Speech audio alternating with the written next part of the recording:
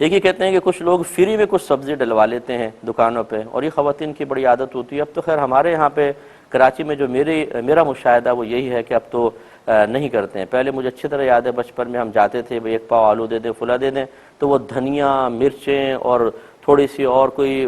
مطلب پودینہ وغیرہ اپنے پاس سے ڈال دیا کرتا تھا، ہرا مسالہ اس کو ہم کہتے ہیں، تو وہ اپنے پاس سے ڈال دیا کرتے، وہ بہت سارا ڈالتے تھے۔ اس کے بعد یہ کم ہونے لگا، اب اگر چار پتیاں بھی لیں گے آپ پودینے کی تو وہ کہے گا 2 روپے دے دیں، 3 روپے دے دیں۔ اس کا مطلب اس کا رواج اب ختم ہو گیا۔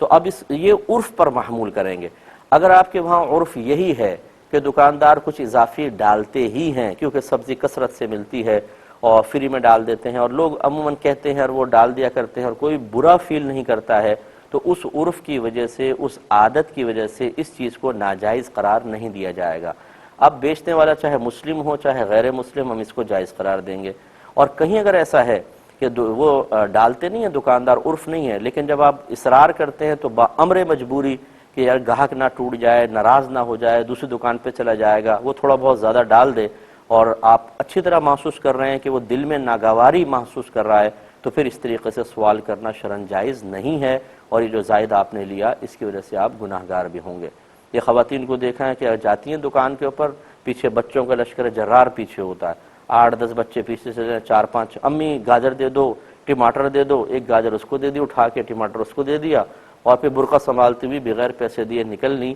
تو یہ بالکل غلط ہوتا ہے۔ عرف کو دیکھا جائے گا، اگر ایسا وہاں پہ عرف اور ماحول نہیں ہے تو پھر بچوں کو ناجائز چیز نہ کھلائیں۔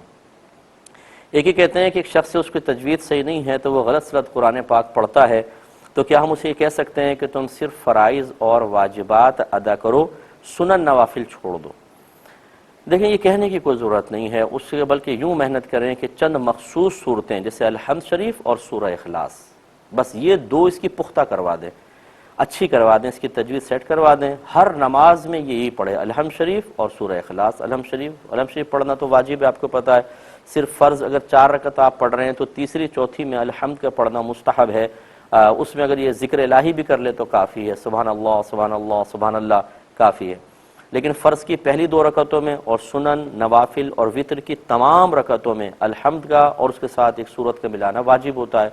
یا پوری سورت نہیں پڑھنا چاہتے آپ 3 چھوٹی آیات یا ایک بڑی آیت جو 3 چھوٹی آیات کے برابر ہو، یہ تینوں چیزیں پڑھ سکتے ہیں، اور سورہ اخلاص سے یہ چیز پوری ہو رہی ہے تو الحمد شریف سورہ اخلاص مکمل کروائیں، اس کو اچھی طرح یاد کروا دیں اور اس کی تجوید سیٹ کروا دیں۔ اب یہ فرض نوافل وغیرہ سب میں پڑھیں، لیکن یہ طریقہ کار غلط ہے کہ اس خوف کی وجہ سے کہ یہ غلطی نہ کر دے سنن نوافل کے چھڑوانے کی عادت ڈال لیں، یہ بالکل صحیح نہیں ہے۔ یہ 2 چیزیں بس کی صحیح کروائیں۔